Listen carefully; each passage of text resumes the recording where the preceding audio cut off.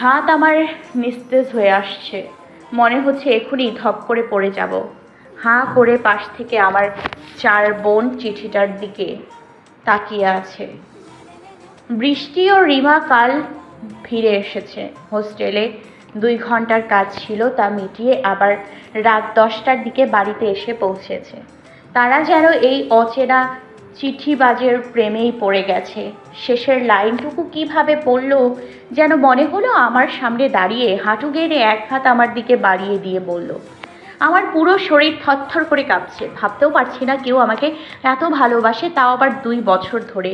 বিছানা থেকে নেমে উঠে দাঁড়ালাম।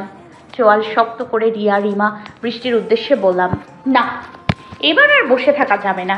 এইবার এই চিঠিবাজটাকে আমার খুঁজে বের করতেই হবে। ভাবা যায় আজকেও আমার বইয়ের মধ্যে চিরকুট গুজে দিয়েছে, তাও আবার এত বড়। কয় দিনে লিখেছে কে জানি। গালে হাত দিয়ে মেঝেতে বসে পড়লাম। লাইফে এত প্যারা নেইনি যা আজ নিতে হচ্ছে। আমার টিমেই পড়েছে যত গাধার দল, এক একটা শুধু খেতে আর গিলতেই জানে, একটাও কোনো কাজের নয়। সবগুলো একটা অকর্মার ঢেকি। সেই সকাল থেকে একা একাই সব করে যাচ্ছি। ওদের হচ্ছে কিছু করতে বললে ওরা আরও আমার কাজ বাড়িয়ে দিচ্ছে। প্রচণ্ড রকমের মেজাজ খারাপ হচ্ছে। এমনভাবে চললে তো আর অডিটোরিয়াম সাজানোই হবে না। কলেজের সকলের সামনে অপদস্থ অপমানিত হতে হবে। আদ্রিক 5 মিনিটের মতো ছিল, তারপর তার কোনো এক ইম্পর্টেন্ট কল আসে আর সে বের হয়ে চলে যায়। আমার বন্ধু বান্ধবীদের মুখের দিকে তাকালে আমার এখন কান্না পাচ্ছে। ইচ্ছে করছে এখানে বসেই ব্যা ব্যা করে কান্না করি, কিন্তু সমস্যা হচ্ছে আমি এখন আর ছোটটি নই, বড় হয়ে গেছি। ব্যা ব্যা করে কান্না আমাকে শোভা পায় না। কিন্তু আমার যে কান্না পাচ্ছে, খুব কান্না পাচ্ছে। কলেজের স্যাররা আমাকে বিশ্বাস করে একটা দায়িত্ব দিয়েছে, আর আমি তা পালন করতে পারছি না। মাথা 2 হাঁটুর মাঝখানে রেখে বসে আছি। চোখের পানি আটকে রাখার জন্য দাঁত দিয়ে ঠোঁট কামড়ে ধরে আছি। ফুসফুস করে নিঃশ্বাস নিচ্ছিলাম, তখন কানের কাছে কারোর ফিসফিস আওয়াজ শুনলাম। সে বলল, আমি থাকতে চিন্তা কিসের তোর? চেনা কণ্ঠস্বর শুনে ঝটপট মাথা তুলে আমার ডান পাশে তাকালাম। তাকে এখানে দেখব আমি ভাবিনি। এক হাঁটু ফ্লোরে গেড়ে বসে আছে আমার দিকে। চমৎকার হাসি দিয়ে আবারও বলল, আমরা এতগুলো ভাই বোন থাকতে তোর মান সম্মান নষ্ট হতে কী করে দেই বল? এখন চোখের পানি বোঝ। চোখের জলের অনেক মূল্য। ছোটোখাটো বিষয়ে কান্না একদমই করবি না। উল্টো মাথা ঠান্ডা রেখে ভাববি যে কী করে পরিস্থিতি সামাল দিবি। কথাগুলো বলতে বলতে আমার গালে লেপ্টে যাওয়া অশ্রু কণাগুলো সে নিজ হাতে মুছে দিল। তার দিকে থেকে চোখ সরিয়ে সামনে তাকাতে দেখলাম অভ্র ভাইয়া সকলকে নিয়ে চলে আসছে। তিন্নি আপু, তনিমা, আপ্পি, মুন্নি আপু, বৃষ্টি, রিমা ও কাব্য, নাইম। পুতুল আপু আসেনি, তার ছোট ছেলের জন্য হয়তো আসতে পারেনি। আর বাকি ভাই বোনগুলোও হয়তো কোনো কারণবশত আসতে পারেনি। তবুও যতগুলো এসেছে সকলে মিলে সাহায্য করলে আজকেই পুরো অডিটোরিয়াম সাজানো হয়ে যাবে। আজ শুধু বেলুন দিয়ে সাজানো হবে। গতকাল সকালে সিকিউরিটি আঙ্কেলরা ফুল লাগিয়ে দেবে। আজ ফুল লাগালে তা আর কাল পর্যন্ত স্বচ্ছ থাকবে না। অভ্র ভাইয়া আমাকে অনেকটা সাহায্য করছে। তার কাজের ফাঁকে ফাঁকে আমাদের কাজ প্রায় শেষের দিকে। এমন সময় আদ্রিক আসলো। এসে আমাদের কাজ বিকেলের আগেই শেষ হয়ে গেছে দেখে অবাক হলো। আদ্রিক এগিয়ে আসতে আসতে বলল, বাহ, ভালো তো সাজিয়েছো। আমরা সকলে মৃদু হেসে তাকে থ্যাঙ্কস জানালাম। আদ্রিক সকলের সাথে পরিচয় হতে লাগলো। একমাত্র অভ্র ভাইয়া তাকে দেখেই আমাদের পাশ থেকে সাইডে চলে গেল। কারণটা আমরাও বুঝিনি, হয়তো সে পরিচিত হতে ইন্টারেস্টেড নয়। যাকে তাতে আমার কি, কই কিছু না তো আমার। আমরা সকলে একসাথে বাকি কাজগুলো করতে করতে গল্প জুড়ে দিই। হাসি ঠাট্টা তো চলছে, দূর থেকে একজন তা দেখছে। সন্ধ্যা 6টার দিক দিয়ে আমাদের সকলের কাজ পুরো শেষ হয়। আমি অনেক আনন্দিত, ইচ্ছে করছে খুশিতে এখন নাচতে। তখন ভেবেছিলাম পারবো না, কিন্তু এখন সম্পূর্ণ অডিটোরিয়াম দেখে খুশিতে মাতোয়ারা হয়ে যাচ্ছি। আমাকে আর রাজদীপকে পাশাপাশি দাঁড়িয়ে থাকতে দেখে অভ্র ভাইয়া কর্কশ কণ্ঠে বলল, আমাদের এখন বাড়ি ফিরতে হবে। চলো সবাই, আমি গাড়ি নিয়ে এসেছি। চলে যাওয়ার আগে আদ্রিকের কাছ থেকে বিদায় নেই। আদ্রিক পিছু ডাকলো। বর্ষা দাঁড়াও। আমি দাঁড়িয়ে পড়লাম, ঘাড় ও শরীর পুরো ঘুরিয়ে তার দিকে তাকালাম। সে আমার দিকে একটা বই বাড়িয়ে দিল। বইটা দেখে চেনা চেনা লাগলো। আদ্রিকের হাত থেকে ছ মেরে বইটা নিয়ে নিলাম। অস্ফুট স্বরে বলে উঠলাম, এটা তো আমার বই, কোথায় পেলেন? ফ্লোরে পড়েছিল। বইয়ের উপরে ছোট্ট করে বর্ষা নাম দেখে বুঝলাম তোমার বই, তাই ফিরিয়ে দিলাম। আচ্ছা, আবারও থ্যাঙ্কস বলে বেরিয়ে পড়লাম। সবগুলা যাতাযাতি করে পেছনে বসেছে, আর বজ্জারটার পাশে ফ্রন্ট সিট রেখেছে আমার জন্য। অসহ্য। গাড়িতে উঠে বসার পর সিট বেল্টটাও বাঁধার জন্য সময় দেয়নি। সে গাড়ি স্টার্ট দিয়ে ফুল স্পিডে চালাতে লাগলো। আমি ভয়ে সিটের সাথে চিপকে রইলাম, মনে মনে দোয়া দরুদ পাঠ করছি।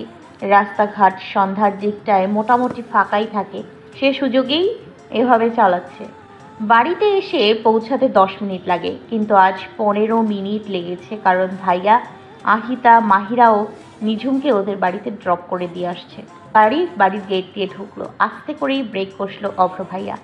আমি জোরে জোরে নিঃশ্বাস ফেলতে লাগলাম।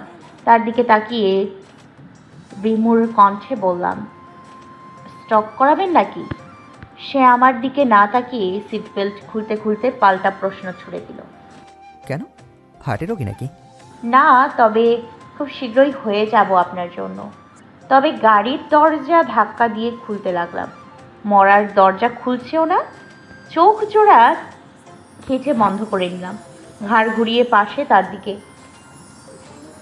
দাঁত চেপে বললাম, দরজা লক করেছেন কেন? আমাকে অবাক করে দিয়ে সে আমার হাত ধরে নেয়। টান মেরে তার দিকে কিছুটা ঝুঁকিয়ে কঠোর গলায় বলল, ওই কি যেন নাম, আত্রিক, ওই ছেলের সঙ্গে তুই কথা বলবি না। ইস, সে যা বলবে তাই যেন হবে। কণ্ঠ স্বাভাবিক রেখেই জানতে চাইলাম, কেন? ছেলেটাকে আমার ভালো লাগেনি, তাছাড়া মোটেও সে সুবিধার নয়। সুবিধার নয় কেন? অসুবিধার মতো কি করেছে? বড্ড বেশি কথা বলিস তুই। যা বলেছি তুই শুধু তাই শুনবি এবং করবি। আমি প্রত্যুত্তরে কিছু বললাম না। সে দরজা আনলক করে বলল, যা, নাম। আমি গাড়ি থেকে নেমে পড়লাম। দরজা ধরে দাঁড়িয়ে আছি। তার দিকে ঘুরে ঝাঁঝালো কণ্ঠে বললাম, আমার তাকে কোনো দিক দিয়েই খারাপ বা অসুবিধার মনে হয়নি, তাই আমি আপনার কথা রাখতে পারবো না, সরি বলে ধুরুম করে দরজা লাগিয়ে হাঁটতে লাগলাম। রুমে এসেই 4 জন আগে ফ্রেশ হয়ে নিই। ঠান্ডা ঠান্ডা পানি দিয়ে গোসল করার পর এখন নিজেদের আরাম লাগছে। সারাদিনের ক্লান্তি মুহূর্তেই ভ্যানিশ হয়ে গেছে। পেটের মধ্যে ছোটাছুটি করছে ছোট্ট একটা ইঁদুর। প্রচুর খিদে পেয়েছে, কিন্তু উঠে কিচেনে যেতে একদমই ইচ্ছে করছে না। বাংলার 5-এর মতো করে বসে আছি আমি। রিয়া আর বৃষ্টি, সে তার বয়ফ্রেন্ড রিমন ভাইয়ার সাথে প্রেম আলাপ করছে। তার আমাদের দিকে কোনো ভ্রুক্ষেপ নেই। এত কি কথা বলে আল্লাহ মালুম। নাকের মধ্যে নুডলসের ঘ্রাণ ভেসে আসছে। মনে হচ্ছে ঘ্রাণটা আস্তে আস্তে অতি কাছে চলে আসছে। রিমা আমাদের 4 জনের জন্য ট্রেতে 4 বাটি নুডলস রান্না করে নিয়ে আসছে। তা দেখে লাফালাফি করে নিয়ে নিলাম আমি আর রিয়া। বৃষ্টি এখনও ফোন ঘুতাঘুতি করছে। সমস্যা তখন হলো যখন নুডলস ঠান্ডা করার জন্য রিয়া আমার বইটা নিল। গরম গরম রান্না করে নিয়ে আসছে। বাটি থেকে ধোয়া উঠছে। তাড়াতাড়ি ঠান্ডা করার জন্য রিয়া আমার স্টাডি টেবিলের ওপর আমার বই হাতে করে নিয়ে আসলো। বইটা ধরে বাটি চার্টের ওপর বাতাস করছে। আমাদের নুডলস খাওয়ার ভেস্তে গেছে। বইয়ের ভেতর থেকে গোলাপি রঙের একটা কাগজ বের হয়ে আসলো। তা দেখে 4 জনের দিকে অবাক দৃষ্টিতে তাকিয়ে আছি। চিরকুটটা হাতে নিয়ে খুলে ফেললাম। আজও কাগজের বুকে ছোট ছোট অক্ষরে লেখা রয়েছে, প্রেম কথন। প্রেম কথন। হাতের লেখাটাও অসাধারণ। ছন্দ মিলিয়ে চিঠিবাজ খুব ভালোই লিখতে জানে। সে আহ্লাদি স্বরে লিখেছে, আমাকে ভালোবাসতে হবে না, ভালোবাসি বলতে হবে না, মাঝে মাঝে গভীর আবেগ নিয়ে আমার ঠোঁট দুটো ছুঁয়েও দিতে হবে না, কিংবা আমার জন্য রাত জাগা পাখি হতে হবে না, অন্য সবার মতো আমার সঙ্গে রুটিন মেনে দেখাও করতে হবে না, কিংবা বিকেলবেলায় ফুচকা খেতে হবে না। এত অসীম অসংখ্য নায়ের ভিড়ে শুধুমাত্র একটাই কাজ করতে হবে, আমি যখন প্রতিদিন একবার ভালোবাসি বলবো, তুমি প্রতিবার একটা দীর্ঘশ্বাস ফেলে একটু হাতর মাখা গলায় বলবে পাগলটা। যদি আমার কাজল পরিয়ে দিতে হয় তোমাকে, চুলে মুখে রং মাখিয়ে দিতে হয়, গায়ের সুগন্ধি ছিটিয়ে দিতে হয়, সবচেয়ে ভালো শাড়িটাও যদি পরিয়ে দিতে হয়, শুধু আমি দেখব বলে মালাটা চুড়িটা পরে সাজতে হয়, যদি তলপেটের মেদ, যদি গলার বা চোখের কিনারের ভাঁজ কায়দা করে লুকাতে হয়, তবে তোমার সঙ্গে অন্য কিছু, প্রেম নয় আমার। প্রেম হলে আমার যা কিছু খুঁত, যা কিছু এলোমেলো, যা কিছু ভুলভাল অসুন্দর থাক, সামনে দাঁড়াবো, তুমি ভালোবাসবে। কে বলেছে প্রেম খুব সহজ? চাইলেই হয়। এত যে নারী দেখি, কই চারদিকে প্রেমিকা এত দেখি না? তুমি যেমনই হও, আমার জন্য তুমি হচ্ছ আমার বিশ্ব সুন্দরী রাগরাগিনী। এই শোনো না, শুনছো? এই তুমি কি শুনছো? উত্তর কেন দিচ্ছ না বলো? বর্ষা মলিন হেসে টিটকারির উত্তরে মৃদু স্বরে বলল, আমার রাগরাগিনী, তুমি কি জানো আমার হিংসে হয়, অনেক হিংসে হয় যখন তুমি অন্য ছেলেদের সঙ্গে হেসে হেসে কথা বলো। মনে হয় মনের মধ্যে কে যেন ধারালো ছুরি দিয়ে ঘায়েল করছে, অজস্র যন্ত্রণা হয়, মাটির সাথে মিলে যেতে ইচ্ছে করে। তুমি কি জানো আমার হিংসা হয় তোমার ওই অবাধ্য ঘন কালো রেশম চুলগুলোর সাথে।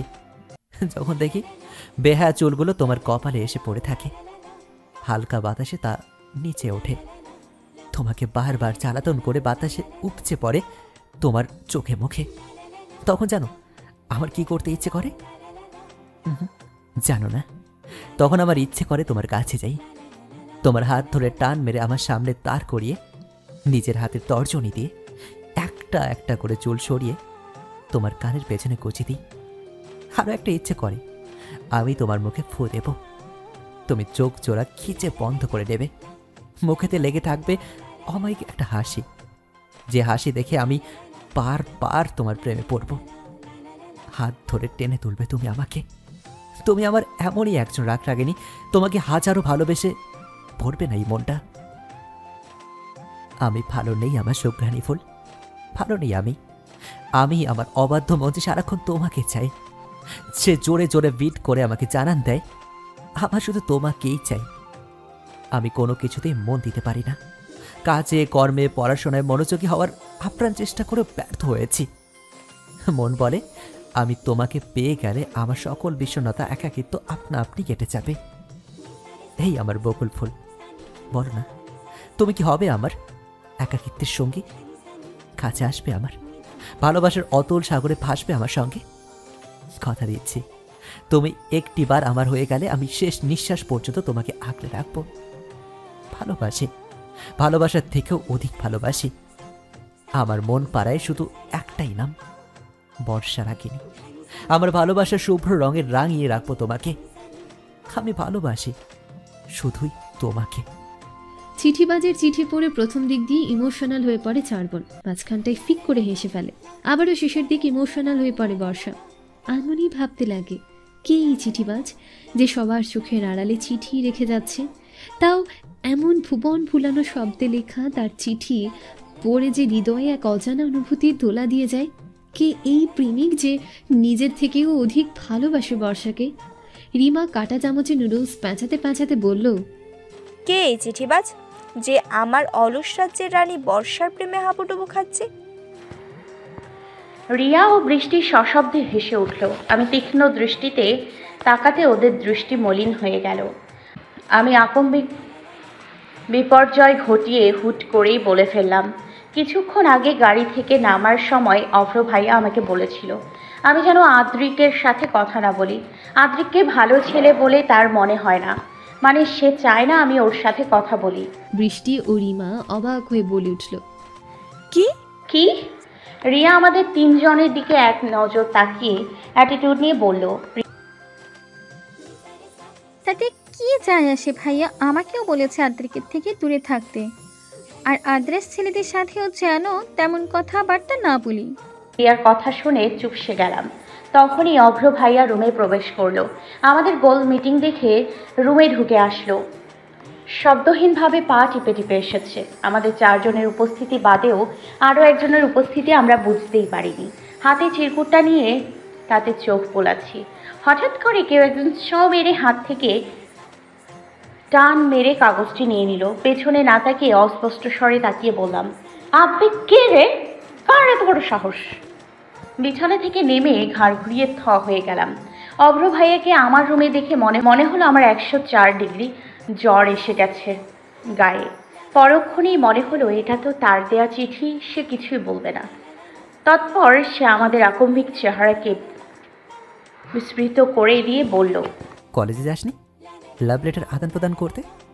কি এইসব করতে তুই কলেজে যাস? আজকে আসুক চাচু, তোর আমি বিয়ের ব্যবস্থা করাচ্ছি।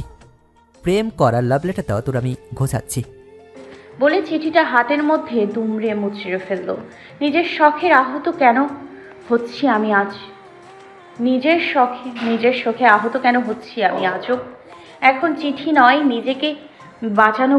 নিজেকে কিভাবে বাঁচাবো সেটাই ভাবান্তর। আমার মাথায় এমন অবস্থায় শয়তানি বুদ্ধি অটোমেটিক চলে আসে। জোরপূর্বক হাসার চেষ্টা করে বললাম, অভ্র ভাইয়া তুমি ভুল ভাবছো। এই চিঠি আমার নয়, চিঠিটা তো আমার ফ্রেন্ড নিঝুমের। ও একটা ছেলেকে ভালোবাসে আর আমাকে বলছে একটা চিঠি লিখে দিতে। আমি তো শুধু তাই লিখছিলাম। ওনার চেহারা দেখে বোঝা যাচ্ছে উনি আমার কথা মোটেও বিশ্বাস করেননি। তিনি গুরুগম্ভীর কণ্ঠে বললেন, নিঝুমের চিঠি হলে এখানে পাগলি হবে? পাগলা কেন লিখেছিস? ফাজলামি করছিস তুই আমার সঙ্গে? আর এটা কি তোর হাতের লেখা? চিঠিটা আমার চোখের সামনে ধরে বলল। আমি দুদিকে মাথা নাড়লাম, মুখ দিয়ে বললাম, না আমি ফাজলামি করছি না, ওটা পাগলামি হবে। ভুলেই আকার দিতে ভুলে গেছি। দাও চিঠিটা দাও, এখন আবার নতুন করে লিখতে হবে। অভ্র ব্রো আমার কথা মোটেও বিশ্বাস করলেন না। আর চোখে আমার সৈন্যবাহিনীর দিকে তাকিয়ে প্রশ্ন ছুড়ল। বৃষ্টি, রিয়া, রিমা তিনজনেই উপর নিচ মাথা দোলাতে লাগলো। অভ্র ভাইয়া দুই পাশে দুবার মাথা দুলিয়ে চিঠিটা আমার হাতে গুজে দিল। সাথে আরও একটা জিনিস গুজে দিয়ে ফিসফিস আওয়াজে বলল, নিজের জিনিস সবসময় নিজের কাছে যত্ন করে রাখাই ভালো। কখন কোথায় হারিয়ে যায় বলা মুশকিল। একবার হারিয়ে ফেলা জিনিস দ্বিতীয়বার আর পাওয়া যায় না কিন্তু। চলেই যাচ্ছিল, ফিরে এসে আরও বলল, সময় পেলে ফ্রিজটা হলে দেখিস। চলে গেল সে। আমি নির্বাক তাকিয়ে রইলাম তার যাওয়ার দিকে। অভ্র ভাইয়া যখন আমার সামনে আসে আর এমনভাবে ফিসফিস করে কথা বলে, তখন আমার হার্টবিট তীব্র গতিতে ছুটতে লাগে। মনে হয় যেন এখনই আত্মাটা বের হয়ে যায়।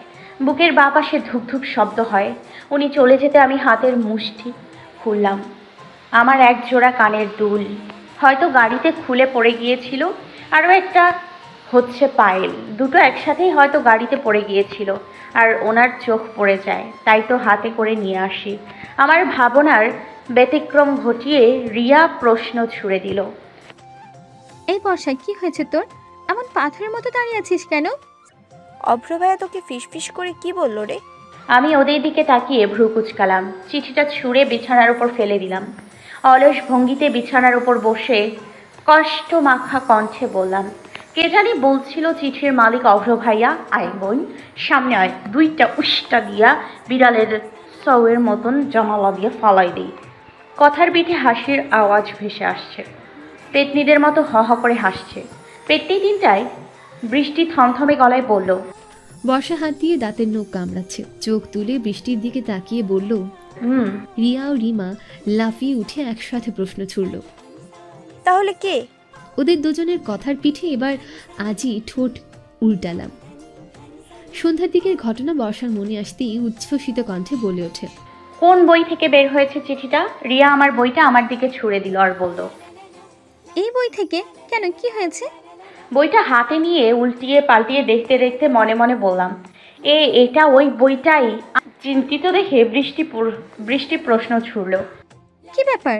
একটা সামান্য বইয়ের জন্য এত চিন্তিত কেন দেখাচ্ছে তোকে? আমি বইয়ের উপরে দৃষ্টি সংযত রেখে বললাম, এটা এখন মোটেও সাধারণ বই না। রিমা ঠোঁটজোড়া বাঁকা করে বলল, অসাধারণ হওয়ার জন্য কি এমন কাজ করেছে বইটা? রিমাকে আটকে দিয়ে রিয়া বলল, যার ফলে বইটাকে তুই অসাধারণ উপাধি দিচ্ছিস। আমি ওদের দিকে তাকিয়ে থেকেই নিচু কণ্ঠে বলতে লাগলাম, সন্ধ্যার দিকে কাজ সব শেষ করে অডিটোরিয়ামে থেকে চলে আসার সময় আমাকে পিছু ডেকেছিল আদ্রিক। আদ্রিকেই তখন আমার হাতে এই বইটাই দিয়েছিল। আমার মুখে আদ্রিক নাম শুনে উপস্থিত তিনজনের মুখ হাঁ হয়ে যায়। অস্পষ্ট স্বরে তিনজনেই বলে ওঠে, কি ওই আদ্রিক নিদ্রিক ছেলেটা তোর চিঠিবাজ? রিয়া ঝাঝালো কণ্ঠে বলে উঠল, না। আমি মানি না, মানবো না। ওই আদ্রিক নিদ্রিক ডবল রোল বেড়াকে আমি দুলাভাই হিসেবে মানবো না। No no. সারাদিনের ক্লান্তি ভর করেছে। রাতে হালকা পাতলা কিছু খেয়ে চারজনই শুতে চলে যায়। স্নিগ্ধ সকালের স্নিগ্ধ আবেশ, স্নিগ্ধ পরশে ঘুম ভাঙল বর্ষার। কেউ একজন তার ঠান্ডা শীতল নরম হাত বর্ষার গালে ছুঁয়ে দিচ্ছে। বর্ষা ঠান্ডা হাতের বরশে বারবার কেঁপে উঠছে। মনে হচ্ছে এইমাত্র ফ্রিজ থেকে বের করে নিয়ে এসছে। অতিরিক্ত হাত ঠান্ডা হাওয়ায় বর্ষার ঘুম ভেঙে যায়। সে ভেবেছিল এটা বোধহয় স্বপ্ন, কিন্তু তার ভাবনা ভুল প্রমাণিত হলো। কোনো কিছু দিয়ে খোঁচা লেগে আঁখি জোড়া মেলে তাকাতেই দেখলেও সামনে অভ্র রয়েছে, হাতে ঝুলছে তার পাঙ্গাস মাছ। বর্ষা হন্তদন্ত হয়ে উঠে বসল। এক দিয়ে গাল ঘষতে ঘষতে বিস্মিত স্বরে বলল, তার মানে সে এতক্ষণ আমার গালে পাঙ্গাস মাছ ঘষতেছিলি তুই? হ্যাঁ।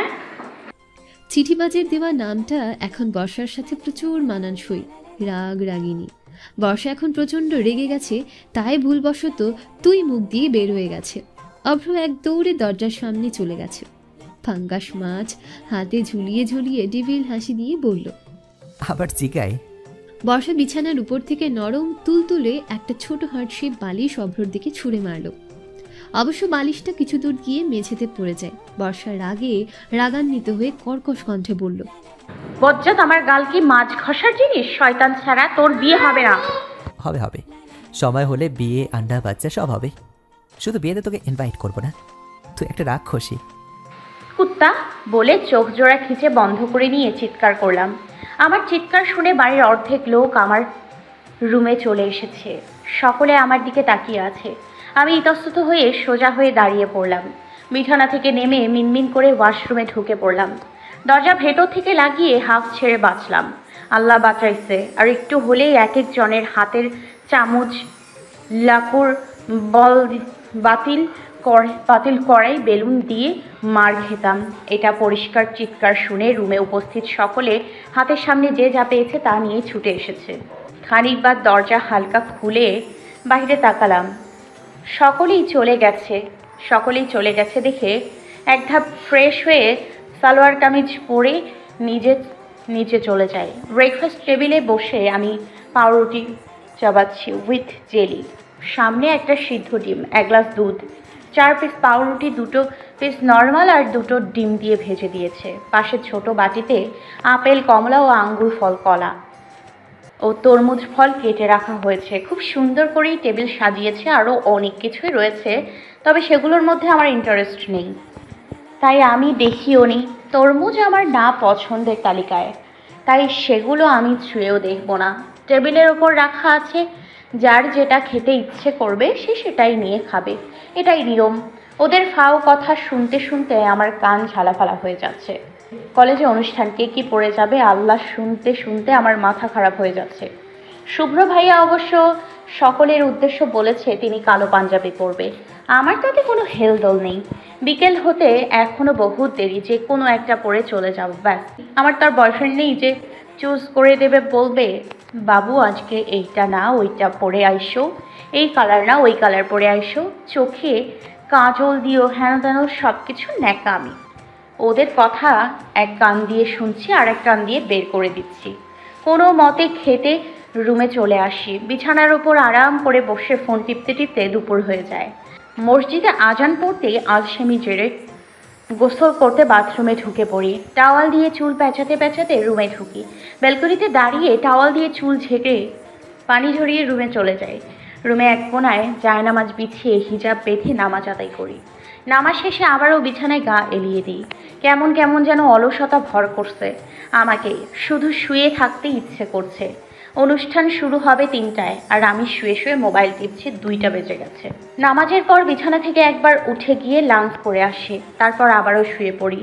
ওদিকে আমার ভাই ও বোনেরা সকলে রেডি, অর্ধেক হয়েও গেছে। দুপুর 2টা 45 বাজে। সকলে পুরোপুরি তৈরি হয়ে একসাথে আমার রুমে উপস্থিত। সকলের চোখে মুখে বিরক্তি স্পষ্ট, কারণ আমি বিছানায় হাত পা ছড়িয়ে ছিটিয়ে ঘুমিয়ে আছি। রেডি হওয়া তো দূর, সময় আছে মাত্র 15 মিনিট। সকলে অনেক ডাকাডাকি করেও আমাকে তুলতে পারলো না।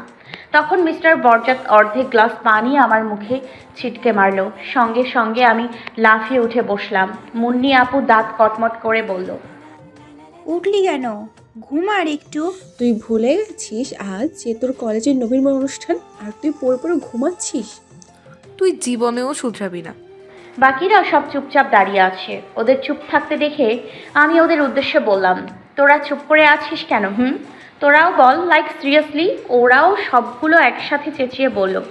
করুণ দৃষ্টিতে তাকিয়ে আছি আমি। নিজেকে সামলে নিয়ে বললাম, যাব না আমি, হইছে, যা তোরা, আমি ঘুমাবো। অভ্র ভাইয়া সকলের উদ্দেশ্যে বলল, কেউ নিজে ইচ্ছে যেতে না চাইলে তাকে তো আর জোর করে নিয়ে যাওয়ার সাধ্য কারণ নেই, তাই না? চল আমরা সবাই যাই, কারোর জন্য তো আর আমরা অনুষ্ঠানটা মিস করতে পারি না। বলে একে একে সবাই তার পেছন পেছন চলে গেল। আমি ছোট্ট বাচ্চাদের মতো ফ্যাল ফ্যাল নয়নে তাকিয়ে রইলাম। দৌড়ে বেলকনিতে চলে যাই। গিয়ে দেখি গাড়ি গেট দিয়ে বের হয়ে চলে গেছে। মনমরা হয়ে রুমে ফিরে আসি। মনকে বোঝাই আমি যাবই না। 30 মিনিট ধরে বিছানার ওপর গড়াগড়ি খাচ্ছি, কিন্তু ভাল লাগছে না। আমার ভাল লাগছে না। বিছানায় শোয়া থেকে লাফিয়ে উঠে বসে পড়লাম। পরক্ষণে নিজেই নিজেকে উদ্দেশ্য করে বললাম, 2 দিন ধরে গাধার খাটুনি খাটলাম, এখন আমিই যাব না? তা কি করে হয়? আমি যাব তো যাবই। বলে আলমারির দরজা খুললাম।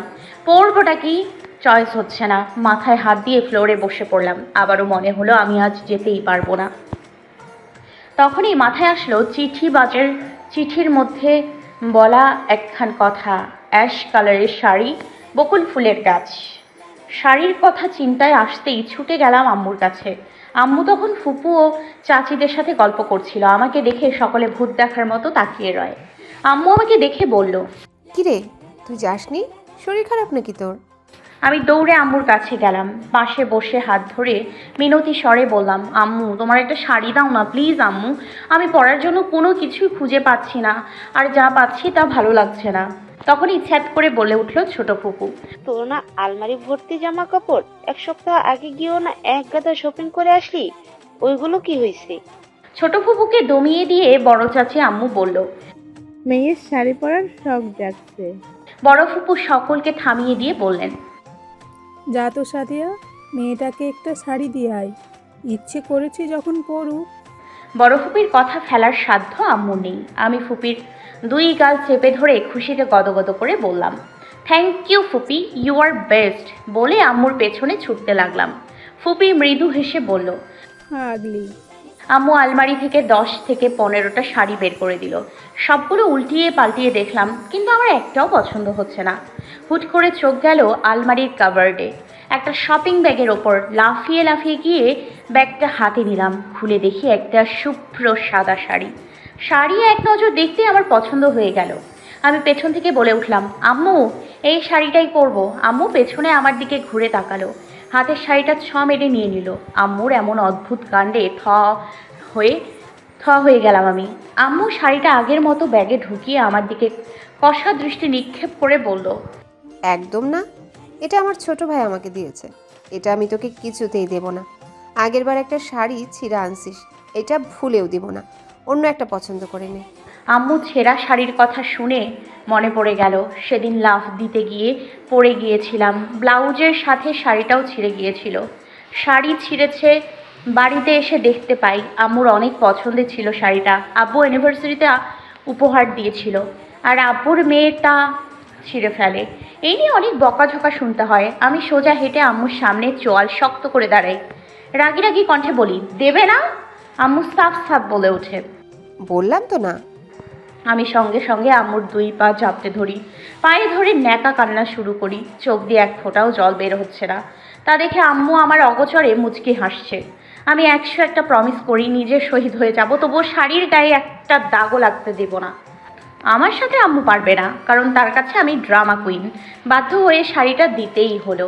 আমি আর আম্মু একদম সেম চিকনা, তাই আম্মুর সব কিছুই আমার হয়। তবে আমি আমার ফ্যামিলির সব মহিলাদের থেকে বেশি লম্বা। শাড়ি, পেটিকোট ও ব্লাউজ হাতে নিয়ে ঠায় দাঁড়িয়ে আছে আম্মুর সামনে। পরিয়ে দিতে হবে তো।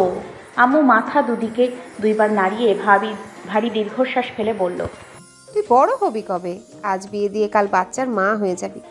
আমি টিটকারি মেরে আম্মুকে বললাম, আম্মু বাচ্চা বিয়ের একদিন পর, কাল হয় না, বাচ্চা হতে 10 মাস 10 দিন সময় লাগে বলে মত্ত হাসিতে মেতে উঠলাম। আমাকে থামিয়ে দিয়ে বলল, মার বোটে নে এক চর, মায়ের সাথে টিটকারি মারা একদম ভুলে যাবি। আমি আহ্লাদি কণ্ঠে বললাম, আম্মু শুভ্র সাদা শাড়ি ও নীল রঙের ব্লাউজ পরেছি। আম্মু নিজের হাতে সাজিয়ে দিল, তেমন কিছুটা ফেসের জন্য ফেস ক্রিম ও ঠোঁটে লাল লিপস্টিক, চোখে গাঢ় করে কাজল পরিয়ে দিল, একদম ছোটবেলার মতো। আমি যখন ছোট ছিলাম তখন আম্মুর সাজের জিনিসগুলো দিয়ে সাজতে চাইলে আম্মু আমাকে তার কোলের ওপর বসিয়ে নিজ হাতে সাজিয়ে দিত। আজকে উঠে তাই হলো। আনন্দ চোখে কার্নিশ ভারী হলো। আম্মুকে জড়িয়ে ধরে আহ্লাদিত হয়ে বললাম, আই লাভ ইউ আম্মু। আম্মু প্রত্যুত্তরে কপালে আলতো চুমু দিয়ে বলল, আমিও তোকে অধিক ভালোবাসি। আমার 3টা সন্তানের মধ্যে তুমিই হচ্ছ সবার বড়। তোমাকে মাঝে মাঝে বকাঝকা করি, তাই বলে তুমি এটা মনে করো না আম্মু তোমাকে ভালোবাসে না। খুব ভালোবাসি। মা হওয়ার আনন্দ, উল্লাস, সুখ দুঃখ, কষ্ট, মা কি জিনিস, মায়ের অনুভূতি কেমন, সবটাই আমি অনুভব করেছি তোমার দ্বারা। কারণ তুমিই আমার প্রথম সন্তান, তাই তোমার প্রতি ভালোবাসাটাও আমার বেশি। শুধু প্রকাশ করি না। বাবা মায়ের ভালোবাসা এমনই হয়, তারা নিজেদের থেকেও বেশি নিজেদের সন্তানকে ভালোবাসে। নিজেদের ইচ্ছা অনিচ্ছাকে প্রাধান্য না দিয়ে সবার আগে শুধু নিজেদের সন্তানের ভালো লাগা, ভালো থাকা নিয়ে চিন্তা করে। একজন বাবা তার সন্তানের জন্য দিন রাত এক করে খাটে। দিন শেষে সন্তানের মুখে হাসি ফোটানোর জন্যে তার আবদার করার জিনিসটা সে সঙ্গে নিয়ে আসে। অথচ তখন বাবা বা সন্তান কেউই কাউকে ভালোবাসি বলে না। কারণ আমরা সকলেই জানি, বাবা মাকে ভালোবাসি শব্দটা না বললেও আমরা তাকে ভালোবাসি। বাবা মা আমাদেরকে ভালোবাসি না বললেও আমরা জানি তারা আমাদের অনেক ভালোবাসে। যে ভালোবাসা মনের গহীনে লুকায়িত থাকে। বাবা মায়ের ভালোবাসায় হারিয়ে ফেলার কোনো ভয় থাকে না, কারণ তাদের ভালোবাসা চিরকাল থাকবে। প্রকাশিত হোক বা অপ্রকাশিত, তাদের ভালোবাসা চিরসত্য। বর্ষা চোখ বেয়ে অশ্রুপাত ঘাটে। তা দেখে শাড়ির আঁচল দিয়ে গালের জল মুছে দিয়ে বলল, আমরা আমাদের মেয়েকে অধিক ভালোবাসি, শুধু সময় সময় বলা হয়ে ওঠে না। বর্ষা তার মায়ের কোমর জড়িয়ে ধরে কাঁদো কাঁদো কণ্ঠে বলল, আমি এত কিছু জানতাম না আম্মু। সত্যি তোমাকে আর আব্বুকে আমি অনেক ভালোবাসি। হয়েছে হয়েছে, তুমি রেডি হয়েছো কলেজে যাওয়ার জন্য, বিদায় নিয়ে শ্বশুরবাড়ি যাওয়ার জন্য না। তো কান্নাকাটি না করে যাও, দেরি হয়ে যাবে। আর সাবধানে থেকো, আমার শাড়ির যেন কিছু না হয়। সিরিয়াস মোমেন্টে হাসি চলে আসলো। আল্লাহ, এই শাড়িটাকে আমি কি যে করব না, কিছুই করা যাবে না, উল্টো সাবধানে রাখতে হবে, অতি সাবধানে। আম্মুকে বিদায় দিয়ে বের হয়ে পড়লাম। রাস্তায় একটা রিক্সাও নেই, অন্যমনস্ক হয়ে হাঁটতে লাগলাম। তখনই পাশ থেকে পুরুষালী কণ্ঠ ভেসে আসলো। সে বলল, হেই মিস, লিফট লাগবে? আমি কণ্ঠস্বর চিনে ফেলি, কারণ এই কণ্ঠ আমার চেনা। ডান পাশে ঘাড় ঘুরিয়ে তাকালাম। বাইকে ওনাকে দেখে আমি চমকালাম।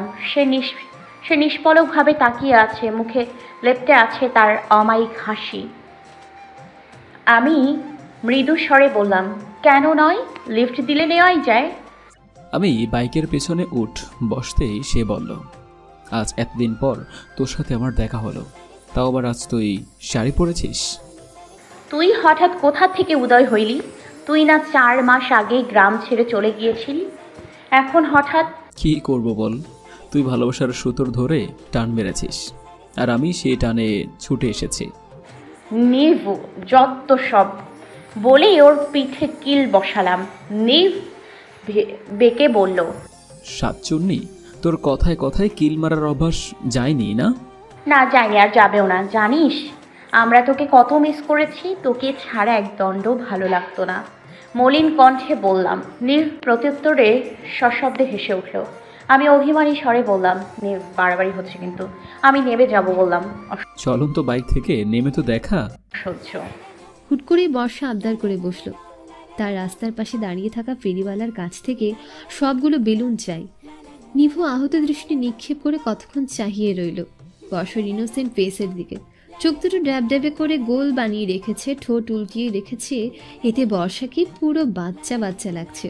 মুচকি হেসে আদুরে কণ্ঠে নিভু বলল, আচ্ছা বস, আমি নিয়ে আসছি। 100 টাকা দিয়ে 10টা বেলুন কিনলো, এক পিস 10 টাকা করে। বেলুনগুলো বর্ষার হাতে ধরিয়ে দিয়ে বলল, আসতে না আসতেই 100 টাকা খেয়ে দিলি? বর্ষার নিভের পিঠে আবার কনুই দিয়ে খিল মেরে বলল, তোর কপাল ভালো, আমি মাত্র 100 টাকা খেয়েছি। কলেজে তো একবার যা, দেখিস তোর আন্ডা বাচ্চারা কত শেষ করে। বলেই সশব্দে হেসে উঠল বর্ষা। অভিমানী স্বরে নিভ বলল, আমি জামুই না। বর্ষা ঠিক সামনে দাঁড়িয়ে রয়েছে সে। বর্ষা নিভের করুণ চাহনি দেখে আরও হাসতে লাগলো। বর্ষার হাসি মাখা মুখটার দিকে নিষ্পলকভাবে তাকিয়ে রয়েছে নিভ। নিভ মায়া ভরা চোখে এক দৃষ্টিতে তাকিয়ে আছে। বুকে অজস্র প্রশান্তি বয়ে যাচ্ছে। ভালোবাসি তোকে, খুব বেশি ভালোবাসি। ভালোবাসি আমি তোর হাসিকে, ভালোবাসি আমি তোর মায়াবী জোড়া আখিকে, ভালোবাসি আমি তোকে বর্ষা। ভালোবাসি কথাটা হয়তো বলা হয়নি কভু, সিদ্ধ অনুভূতিগুলো কখনো প্রকাশও করিনি, তুইও কখনো বুঝিসনি। আমার মনের আড়ালে লুকিয়ে থাকা ভালোবাসা খুঁজিসও নি। তুই কি এতটাই নির্বোধ যে একটা ছেলের চোখে ভালোবাসা দেখতে পাসনি? সে তোকে আকাঙ্ক্ষিতভাবে ভালোবাসে। এত বছরের যত্ন করে গড়া আমার ভালোবাসাকে তুই কি একটু পরখ করতে পারিস না? এভাবে হেলা করিস না, মানতে পারি না। বুকে অসহ্য যন্ত্রণা হয়, মুখে বলিনি বিধায় শাস্তিটা আমার শান্তি কেড়ে নিচ্ছে। একটু সদয় হ, একটু আমাকে বোঝার চেষ্টা কর। আমার আকাঙ্ক্ষিত অনুভূতিটাকে গায়ে মেখে নে, তোর সারের আঁচলে বেঁধে নে। ব্যাপক কষ্টে দগ্ধ হয়েছি 4 মাসের প্রতিটা রাত। বুকের বাঁ পাশে তীব্র যন্ত্রণা হতো। চোখের তৃষ্ণা আর মনের খোরাক মেটাতে বেহায়া হয়ে ছুটে এসেছি এক নজর তোকে দেখতে। তোরও কি এমন হয়েছে বল? নিভ মনে মনে এসব বললেও মুখে বাকশূন্য টু শব্দটাও করেনি। বর্ষা নিভের সামনে তুড়ি বাজালো। এতে নিভ বাস্তবে ফিরে এলো। বর্ষা প্রশ্নসূচকভাবে তাকিয়ে বলল, সরি, একটু অন্যমনস্ক হয়ে পড়েছিলাম। চল, সাবধানে বস। বলে বাইকে উঠে বসলো। কলেজের গেট দিয়ে বাইকে ঢুকলে মেয়েরা ফিরে ফিরে তাকাচ্ছে নিভের দিকে। 2 হাত উপর নিচ করে লাফাচ্ছে কলেজের চকলেট বয়। সবার গ্রাস কলেজে আগমন করেছে। বর্ষার নিভকে একসাথে আরো 4টা চোখ তীক্ষ্ণ দৃষ্টিতে দেখছে।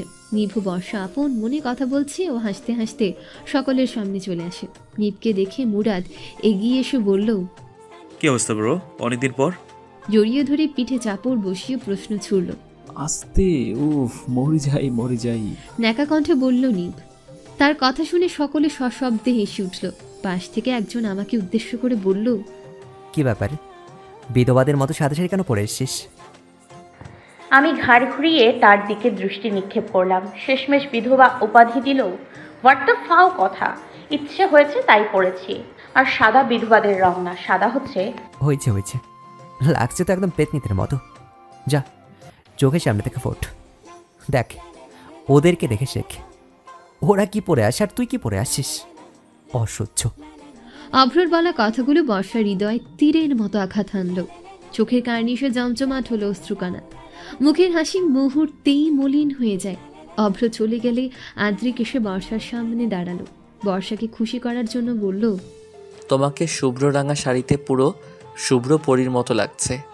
বর্ষা তার হয়তো চোখ নেই, সেই জন্য তোমাকে যা অপূর্ব লাগছে সে অপলক করতে পারিনি। পাশ থেকে ভ্রু কুচকিত করে অপূর্ব ভাইয়া বলল, আমাকে কিভাবে লাগছে? অপূর্ব ভাইয়ার প্রশ্ন শুনে ভেবাচাকা খেয়ে গেল আদ্রিক। আমি সহ সকলে জোরে হেসে দিলাম। আদ্রিক অস্ফুট স্বরে আমতামতা করে বলল, মানে ঠিক বুঝলাম না। অপূর্ব ভাইয়া হেসে বলল, মানে আমার নাম অপূর্ব, তো আমি কিভাবে বর্ষাতে হলাম? আদ্রিক চোখ জোড়া ছোট ছোট করে নেয়। অপূর্ব আদ্রিককে আর অপদস্থ করতে চায় না বলে সে বলল, চিল ব্রো, জাস্ট কিডিং। আমার মুড কিছুটা ভালো হলো, তবে দূর দূরান্তে ভাইয়াকে কোথাও দেখতে পেলাম না। সে যেন হাওয়ায় মিলিয়ে গেছে। এদিকে বারবার আমাকে লজ্জায় ফেলে দিচ্ছে আদ্রিক আর নিভ। এত প্রশংসা করার কি আছে আল্লাহ জানে। সকলেই অডিটোরিয়ামে উপস্থিত হয়েছে, শুধু একজন বাদে। কিন্তু জানি না কেন আমার চোখ জোড়া এদিক সেদিক ছোটাছুটি করছে। সে কোথায় আছে দেখার জন্য, কিন্তু কোথাও দেখতে পাচ্ছি না। মনে মনে ভাবতে লাগলাম সে হয়তো বাড়ি ফিরে গেছে। তখনই উদয় হলেন মহাশয়, সকলের সাথে বসে পড়লেন। সবার সাথেই হেসে হেসে কথা বলছেন, আমি বাদে। মুড অফ করে নিচে ফ্লোরের দিকে তাকালাম। তখন আবারও কপালে ঠান্ডা জাতীয় কিছুর স্পর্শ পেলাম। চটপট মাথা তুলে তাকিয়ে দেখি অভ্র ভাইয়া একটা কোন আইসক্রিম আমার কপালের সাথে ছুঁয়ে রেখেছে। আমার দিকে কিছুটা ঝুঁকে বলল, সরি তখন প্র্যাঙ্ক করবার জন্য। সত্যি বলতে আজ তোকে অনেক সুন্দর লাগছে। আর এই কথা সবার সামনে বললে তুই আসমানে উঠতি, তাই তখন বলিনি। আর এখন কেউ দেখছে না বা শুনছে না, তাই টুক করে বলে দিলাম। এখন নে, তোর জন্য এই আইসক্রিমটা এনেছি। কাউকে বলবি না যে আমি এনেছি, ওকে? তাহলে কিন্তু আমার মানি ব্যাগ ওরা ফাঁকা করে দেবে। প্লিজ বোন, আল্লাহর বাস্তে কাউকে বলিস না। আমি হেসে দিলাম। জানি না কেন, তবে তাকে দেখেও তার এমন শান্ত ব্যবহারে আমার মনে হয়েছে শীতল। সে থেকেই মুখে ঠোঁটে স্বচ্ছতা ভেসে উঠল। অভ্রর হাত থেকে বর্ষা আইসক্রিমটা নিয়ে নেয়। স্বাভাবিকভাবে দুজনে পাশাপাশি বসে রয়। বর্ষার দৃষ্টি স্টেজের দিকে, আর বর্ষার উপর দৃষ্টি সঞ্চয় করে রেখেছে তিনটা মানব দেহ। তাদের তিনজনের মনেই বিষাদ, ভয়ঙ্কর বিষাদ। অনুষ্ঠান শেষে সকল একসাথে কলেজ থেকে বের হয়। কলেজ গেটে সবার কাছ থেকে বিদায় নিয়ে চলে আসে। বাড়িতে আসতে আসতে কিছুটা সময় লেগে যায়, কারণ গাড়ির টায়ার পাংচার হয়ে গেছে। সেজন্য টায়ার চেঞ্জ করে টায়ার লাগাতে একটু সময় লাগে। অভ্র অপূর্ব দুজনেরই করুণ দশা। তা দেখে সকলে হাসতে হাসতে বেহাল। অভ্র তীক্ষ্ণ দৃষ্টিতে তাকিয়ে গাড়িতে উঠতে ইশারা করল। বর্ষা চুপচাপ গাড়িতে বাকিদের সাথে পেছনে বসলো। বাড়িতে পৌঁছে সকলের সাথে কথা বলে রুমে চলে যায়। রুমের বড় আয়নার সামনে দাঁড়িয়ে কানের বড় বড় ঝুমকো দুলগুলো খুলছিলাম। আয়নাতে দৃষ্টি সংযত রেখে অতি সাবধানে বর্ষা কানের দুলের হুক খুলছিল। পেছন থেকে রুমের সাদা লাইটের আলোতে স্পষ্ট দেখা যাচ্ছিল বর্ষার পেছন দিকে চুলের আড়াল থেকে নীল রঙের কিছু একটা বারবার উকি দিয়ে উঠছে। ফ্যানের বাতাসে আবারও ঘন চুলের আতলে ডুবে যাচ্ছে। জিনিসটা রিমা ও রিয়া দুজনেই খেয়াল করে। বৃষ্টি সে তো আসার সাথে সাথে ফোন নিয়ে বিছানায় উপর হয়ে শুয়ে পড়েছে। রিয়া উচ্চ স্বরে বলে উঠল, স্টপ বসু, যেভাবে আছে সেইভাবেই থাক। কেন? তোর পিঠে কিছু একটা আছে। আল্লাহ গো, কি আছে? তেলাপোকা না তো? আরে না, তুই দাঁড়া, আমি আসছি। রিয়া বিছানা থেকে নেমে বর্ষার পেছনে দাঁড়ালো। পিঠের উপর থেকে বাঁধন হারা খোলা চুলগুলো দুই হাত দিয়ে সরিয়ে সামনের দিকে ফেলে দিল। পিঠে ব্লাউজের উপরে চুইংগাম দিয়ে একটা চিরকুট লাগানো। রিয়া সশব্দে হেসে দিল। সকলে তার হাসি শুনে বলল, কি হয়েছে? রাত বেড়েতে ভূত পেতনির মতো হাসছিস কেন? রিয়া পিঠের উপর আলতো চাপ দিয়ে ধরল। ব্লাউজ থেকে চুইংগাম সহ চিরকুটটা খুলে নিয়ে বর্ষার সামনে ধরে বলল, ম্যাম, তোর চিঠিবাজ আজও তোর নামে চিঠি পাঠিয়েছে। আর দেখ তার কি মারাত্মক লেভেলের বুদ্ধি। চিরকুট চিপাইছে তো চিংগম দিয়া। হাসতে হাসতে রিয়ার মাটিতে গড়াগড়ি খাওয়ার মতো অবস্থা। এক টানে ওর হাত থেকে কাগজটা নিয়ে নিলাম। যে লাগিয়েছে সে খুব সাবধানেই লাগিয়েছে। আমার একটা চুলও চুইংগামে লেগে ছেড়ে যায়নি। কিন্তু এই চিঠিবাজটা এটা কখন করলো? আর আমি ঘুণাক্ষরে টেরও পেলাম না। স্ট্রেঞ্জ। বৃষ্টি মোবাইল ছেড়ে বিছানার ওপর বসে পড়ল। ইচ্ছুক দৃষ্টিতে তাকিয়ে আছে তিনজনে চিঠিতে কি লেখা আছে তা শোনার জন্য। আমারও অধিক আগ্রহ জন্মাচ্ছে পড়বার জন্য। ওদেরকে সাইড দিতে বলে তিনজনের মাঝখানে বসে পড়লাম। তার আগে টিম বললাম দরজা আটকিয়ে দিয়ে আসতে। আবার যদি কালকের মতো অভ্র ভাইয়া চলে আসে তখন কোনো রিস্ক নেওয়া চলবে না। গলা এদিকে সেদিকে করে কেশে নিলাম। কেমন যেন এক অনুভূতি হচ্ছে। অবশেষে পড়তে শুরু করলাম। পরেছ যখন সাদা শাড়ি, মুগ্ধ হয়ে তাকিয়ে রয়েছি আমি। সাদা শাড়িতে ছড়িয়ে রেখেছ মুগ্ধতা, আবার বিস্ময়ে ছড়িয়ে রেখেছ সৌন্দর্যটা। পরনে তোমার সাদা শাড়ি, রাগ রাগিনী তোমার রূপের ভারী। সাদা শাড়িতে তোমার রূপ মুগ্ধ হয়ে ওঠে দ্বিগুণ। আজ এই সাদা শাড়িতে তোমাকে দেখতে লাগছিল ভারী। পরেছ সাদা শাড়ি, মন চেয়েছে আবারও প্রেমে পড়ি। যদি আবারও মন চায় পরতে শাড়ি, বারবার বেছে নিও সাদা শাড়ি। সাদা শাড়ি পরনে তোমার রূপ ফুটে ওঠে দ্বিগুণ। আজ দেখেছি তোমায় সাদা শাড়িতে, মন চাইছে তোমার কাছে বারবার ফিরে যেতে। সাদা যেমন শুভ্রতার রং, ঠিক তেমনই সাদা শাড়িতে তোমার সৌন্দর্য ফুটে উঠেছে দ্বিগুণ। আজও মুগ্ধ আমি তোমার রূপে। পরনে তোমার সাদা শাড়ি, ইচ্ছে হয়েছে আমার অপলক দৃষ্টিতে তাকিয়ে থাকি। জানো প্রিয়, মাঝে মধ্যে শাড়ি পরা ভালো। শাড়ির যে ক্ষমতা আছে না, তা অন্য কোনো পোশাকের মধ্যে নেই। শাড়ি পারে একটি মেয়ের পার্সোনালিটি পাল্টে দিতে। তা যদি হয় শুভ্র রাঙা সাদা শাড়ি, আমি বলবো আমি পাগল হতে রাজি। দেখেছি তোমার এই শুভ্র রাঙা সাদা শাড়িতে অযথা অবান্তর আসক্তিতে মরিয়া হয়ে উঠেছি আমি। এই মেয়ে, এই বলবে তুমি আমাকে এতটা কিউট কেন হচ্ছ তুমি? ইচ্ছে করে না গাল দুটো ধরে টেনে দিই। চিঠির অন্তিমে লেখাটা পড়ে বর্ষা আকস্মিক গালে হাত দিয়ে বসে অস্ফুট স্বরে বলল, আমার গাল। বর্ষার এমন কাণ্ড দেখে রিমা উচ্চ স্বরে হেসে ফেলল। বর্ষা হয়তো বাস্তবতা আর চিঠি দুটোর মাঝে নিজেকে গুড়িয়ে ফেলছে। বৃষ্টি বর্ষার হাতে চিমটি কেটে বলল, কি রে, চিঠিবাজের প্রেমে পড়ে গেলে নাকি? বর্ষা তিজি কণ্ঠে বলল, ধুর, চিনি তো না, সে কে? পাশ থেকে রিমা বলে উঠল। রিমার কথায় হাসির বন্যা বয়ে যাচ্ছে। আমার রুমে আমি করুণ দৃষ্টিতে একবার ওদের তিনজনকে দেখছি আর একবার চিঠিটাকে দেখছি। মনে মনে বলছি, কে তুমি চিঠিবাজ? আসবে না নাকি আমার সামনে কখনো? আমি যে দেখতে চাই তোমাকে। কিছু তুই কি ভাবছিস? পাশ থেকে গম্ভীর কণ্ঠে বলল নিভ। নিভের কথায় ঘোর কাটল বর্ষার। দুই দিকে মাথা নাড়িয়ে বিমূর কণ্ঠে বলল, শোনা। বর্ষার কথার পিঠে মলিন হাসল নিভ। কথার প্রসঙ্গ পাল্টিয়ে বলল, তুই এমন ছেলে না। আজ থেকে 4 মাস আগের বর্ষার সাথে তোর কোনো মিল নেই। কিছুটা পাল্টেছে, তবে সেটা তুই বুঝতে পারছিস না। বর্ষা প্রশ্ন ছুড়ে দিল, মানে হচ্ছে তুই খুব তাড়াতাড়ি বুঝতে পারবি। হেয়ালি না করে সোজাসাপটা বল, কি বলতে চাচ্ছিস? তুই খুব সহজ সরল বর্ষা, দেখিস তুই খুব শীঘ্রই কারো প্রেমে পড়বি। আজ আর কথাবার্তা কম বলবি, যত সব। বলেই পানিতে ইটের কণা ঢিল ছুঁড়ে মারল। এত মাস পর তাদের প্রিয় বন্ধু নিয়ে এসেছে তাদের সঙ্গে দেখা করতে। সে খুশিতে বাকিরা প্ল্যান করে কলেজ ছুটির পর আজ সকলে বাহিরে ঘুরবে। প্রথমে সকলে তাদের সব থেকে প্রিয় জায়গা নীল লেকে যাবে। সেখানে কতক্ষণ বসে আড্ডা দিবে লেকের স্বচ্ছ নীলাভ পানিতে, পা ঝুলিয়ে তীরে বসে থাকবে। এদিকে সকলে এতক্ষণ তাই করছিল, কিন্তু কয়েক মিনিট হলো ওরা সকলে উঠে গেছে। রাস্তার পাশ দিয়ে যাচ্ছিল এক ফুচকাওয়ালা, তা দেখি বাকিরা ছুটে চলে যায় ফুচকা খেতে। এসেছে পর থেকে বর্ষাকে বিষণ্ণতায় দেখা যায়। গভীর চিন্তায় মগ্ন হয়ে আছে বর্ষা। পাশ থেকে নিভ কয়েকবার ডাক দিলেও বর্ষা তা শুনতে পায়নি। সে ভাবছে অনেক গম্ভীর কিছু। বর্ষার চোখে মুখে স্পষ্ট সে চোখ কাউকে খুঁজে, সে না দেখে চোখে বিষণ্ণতা অবসাদ ঘটেছে। নিভের কথাগুলো সত্য হলেও বর্ষা মুখের উপর নাকচ করে দিয়ে নিভকে ভুল প্রমাণিত করার চেষ্টা করে উঠে চলে যায়। রাস্তার মাঝে লোকজনের ভিড়ে আচমকা কেউ একজন হাত ধরে টান মারে। প্রথমে বিষয়টা বর্ষা স্বাভাবিকভাবেই নেয়। বর্ষা ভাবে রাস্তার এত ভিড়ে ঠেলাঠেলির কারণে কারোর সাথে হাতে ঘষা লেগেছে হয়তো। কলেজ ছুটির পর সবার সাথে বর্ষাও রওনা দেয়। রাস্তায় যেদিক দিয়ে লেকে যেতে হয় সেদিকটাই আজ অনেক ভিড়। আর এত মানুষের মধ্য দিয়ে ঠেলে ঠুলে যেতে যায়নি, শুধু নিঝুম ও আহিতার জোড়াজুড়িতে যেতে হয়েছে।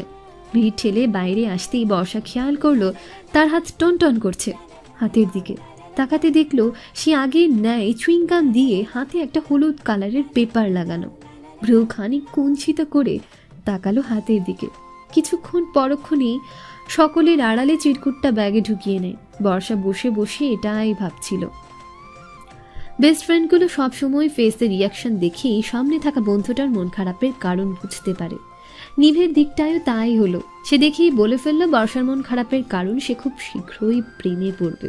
তবে যথাযথ ইগনোর করে বর্ষা তার সামনে থেকে উঠে চলে যায়। যার মন যাকে চায় সে সামনে থাকলে এমনিতেই চোখে মুখে ভালো লাগা ফুটে ওঠে, আর সে সামনে না থাকলে আখি জোড়া শুধু তাকে এক নজর দেখার জন্য ছোটাছুটি করে। মরুভূমিতে এক ফোঁটা পানির জন্য একজন পিপাসক ব্যাকুল হয়ে ওঠে, তেমনি এই আখি জোড়া তাকে দেখার জন্য ব্যাকুল হয়ে যায়। চারদিকে শুধু তারই অস্তিত্বর সন্ধান করে। সবাই বসে ফুচকা খাচ্ছিল মনের আনন্দে, শুধু বিষণ্ণতায় ডুবে আছে বর্ষা। 10 মিনিটের মাথায় সেখানে আরো একজন সুঠাম দেহের লোক এসে উপস্থিত হলো। সে সকলের সামনে এসে দাঁড়িয়ে বলল, হে গাইস, আমাকে রেখে একা একা ফুচকা খাচ্ছ, নট ফেয়ার। অভিমানী স্বরে বলল। মুরাদ ভ্রু কুচকালো। নিঝুম হাঁ হয়ে তাকিয়ে বলল, তুমি ফুচকা খাও। লোকটা একটা চেয়ার টেনে বসে পড়ল, ধীর কণ্ঠে বলল, কেন আমার ফুচকা খাওয়া নিষেধ নাকি? আতিক, তুমি ভুল বুঝছো। নিঝুম আসলে সেভাবে বলতে চাইনি, ও বলতে চেয়েছে যে। আহিতা কথা বলছিল, তখন ওকে থামিয়ে দিয়ে আদ্রিক বলল, সেও যাই বলতে চাক না কেন, তাতে আমার কিছু যায় না আসে না। এখন তো আমি শুধু ফুচকা খাবো। এই মামা, 1 প্লেট ফুচকা দিও তো। আহিতার উদ্দেশ্যে বলা কথাগুলো শেষ হলে ফুচকাওয়ালাকে ফুচকা দিতে বলল। এক নজর বর্ষার দিকে তাকালো, তবে সে নিশ্চুপ নীরব পাবলিক হয়ে বসে আছে। ফুচকাওয়ালা ফুচকা দিয়ে যেতেই আদ্রিক খাওয়া শুরু করলো। ফাঁকে ফাঁকে বারবার বর্ষাকে খোঁচাচ্ছে, এই বলে, অনেক টেস্ট, একবার খেয়ে দেখো, ভালো লাগবে। কিন্তু আদ্রিক এটা জানে না যে বর্ষার ফুচকা পছন্দ না, বর্ষা শুধু আইসক্রিম পছন্দ করে। বারবার আদ্রিক এক কথা বলে বর্ষাকে তিক্ত করছে। রাগে রক্তবর্ণ চোখে আদ্রিকের দিকে তাকাতেই আদ্রিক সরু দৃষ্টিতে তাকিয়ে বলল, আমার অনেক রাগ বর্ষা, যেমনটা রাগ রাগিনী। আদ্রিক কথা ইয়ার্কি করে বললেও বর্ষা কথাটা সিরিয়াসলি নিয়ে নেয়। কাউকে কিছু না বলে রাগে কটমট করে উঠে উল্টো দিকে প্রদক্ষিণ করে। নীব কঠোর কণ্ঠে বলল, বর্ষা ফুচকা পছন্দ করে না, তুমি ওকে ওভাবে বিরক্ত না করলেও পারতে। সরি, আমি জানতাম না বর্ষার ফুচকা পছন্দ না। এই জন্যই আগে থেকে সব জেনে নেওয়া ভালো। রাস্তার পাশ দিয়ে হেঁটে চলেছে বর্ষা। মনে হচ্ছে এই ব্যস্ত শহরে সব কিছুই ছুটে চলেছে, শুধু তারই মস্তিষ্ক শূন্য। রাস্তা দিয়ে গাড়ি চলাচল করছে, খানিকক্ষণ বাদে বাদে গাড়ির হর্ন বেজে উঠছে। রাস্তার পাশে সরু রাস্তায় ঝালমুড়িওয়ালা ঝালমুড়ি বানাচ্ছে, দূরে মানুষের কোলাহল। রাস্তার কিনারে ফেরিওয়ালারা বসে আছে, তাদের ঘিরে কত শত মানুষের ভিড়। কিছু মানুষ ফেরিওয়ালার জিনিসগুলো হাতে নিয়ে খুঁটিয়ে খুঁটিয়ে দেখে, আবারও রেখে দিচ্ছে। তারপর তো অন্য কিছু মানুষ হাতিয়ে উল্টিয়ে পাল্টিয়ে দেখছে, দাম জিজ্ঞেস করছে, আবারও তা আগের জায়গায় তারপর রেখে দিচ্ছে। আরও কিছু মানুষ জিনিস পছন্দ হলে টাকা দিয়ে কিনে নিয়ে যাচ্ছে। পাশের দোকানে চায়ের কাপ নাড়ানোর শব্দ হচ্ছে। চতুর্দিক থেকে মানুষের নানান কথা ভেসে আসছে। এসব কিছুই বর্ষার আকস্মিক হৃদয়ে প্রভাব ফেলতে আনমনে মাটির দিকে তাকিয়ে সে হেঁটেই চলেছে, কাঁধে ব্যাগ ঝুলিয়ে। মনে মনে ভাবছে, কে এই চিঠিবাজ যে এত সাবধানে চিঠি দিয়ে যাচ্ছে, আর মনে মনে ভাবছে কে এই চিঠিবাজ যে এত সাবধানে চিঠি দিয়ে যাচ্ছে, আর বর্ষা সেটা টেরও পাচ্ছে না। তখনই তার মনে হলো তার এভাবে একা আসা ঠিক হয়নি। বর্ষার কি তার বন্ধুদের কাছে ফিরে যাওয়া উচিত? যাওয়া ঠিক হবে না, এতক্ষণে হয়তো তারা চলে গেছে। হাঁটতে হাঁটতে অনেকটা পথ পেরিয়ে চলে এসছে বর্ষা। সে খেয়ালই করেনি কখন সে গ্রামের পথে হাঁটা শুরু করেছে। চারিদিকে বড় বড় গাছপালা, একসাথে এক সারিতে তালগাছ রাস্তার পাশে। রাস্তার দুপাশে অনেক বড় ধান ক্ষেত, যার কোনো শেষ নেই। মাঠে মাঠে গরু বেঁধে রাখা হয়ে তারা ঘাস খাচ্ছে। অন্যদিকে বাঁধন হারা ছাগল খোলা অবস্থায় এদিক সেদিক লাফিয়ে চলেছে। গাছের উপরে পাখিরা বাসা বেঁধেছে। এখনো বৈশাখ মাস শেষ হয়নি, ধানগুলো পাকেনি। তারা সবুজ রঙে নিজেদের সাজিয়ে রেখেছে। কিছু কিছু চাষিরা ধান ক্ষেতের মধ্য দিয়ে খুব সতর্কতার সাথে হেঁটে চলেছে। হাতে তাদের কিছু রয়েছে, যা তারা খেতে ছড়িয়ে ছিটিয়ে দিচ্ছে। বর্ষা সব দিকে চোখ বুলিয়ে নিল। বুক চিরে এক ভারী দীর্ঘশ্বাস বের হলো। নিজেকে সংযত করে নিল। তার এখন ইচ্ছে করছে গ্রামের রাস্তার পাশে ঘাসের উপর বসে চিঠিটা খুলে পড়তে। দ্বিতীয়বার চিন্তা ভাবনা না করে বর্ষা বসে পড়ল প্রাণোচ্ছল সবুজ ঘাসের উপরে। কাঁধ থেকে ব্যাগটা খুলে মাটিতে ঘাসের উপর রাখলো। ব্যাগের চেইন খুলে তার ভেতর থেকে হলুদ কালারের কাগজ বের করলো। চিঠিটার দিকে এক নজরে তাকিয়ে আছে। এই যুগেও মানুষ চিঠি দেয়, ভাবতেই তাচ্ছিল্যের হাসি হাসে বর্ষা। তবে কবি লেখকের লেখা দারুণ। কাগজের ভাঁজ খুলে চোখের সামনে ধরল। তাতে লেখা রয়েছে কিছু আবেগপ্রবণ কথা। বর্ষা ভারী নিঃশ্বাস নিয়ে পড়তে শুরু করলো। হুটহাট চলে যাও, কাছে থেকে দূরে, বহু দূরে। বুঝি না কিসের তরে থাকো কোন কল্পনার ঘরে। স্বপ্ন দেখাও, টুটাও, দূরে বসে খিলখিল হাসো। মনের আয়নায় যে তুমি মেঘাচ্ছন্ন হয়ে ভাসো। বিবর্ণতায় সাজাও আমার ভুবন। আচম্বিতে বুকের মধ্যে উত্থাল উর্মিত তোরে ফিরি সম্বিতে। চোখের নদীতে বন্যা বয়ে যায়, সে কি বর্ষা বোঝে? বুকের অথইয়ে রক্ত চুইয়ে চুইয়ে সে কি বর্ষা খোঁজে? অস্পৃশ্য ভালোবাসায় ডুবে ক্রমশ হারিয়ে যাচ্ছি।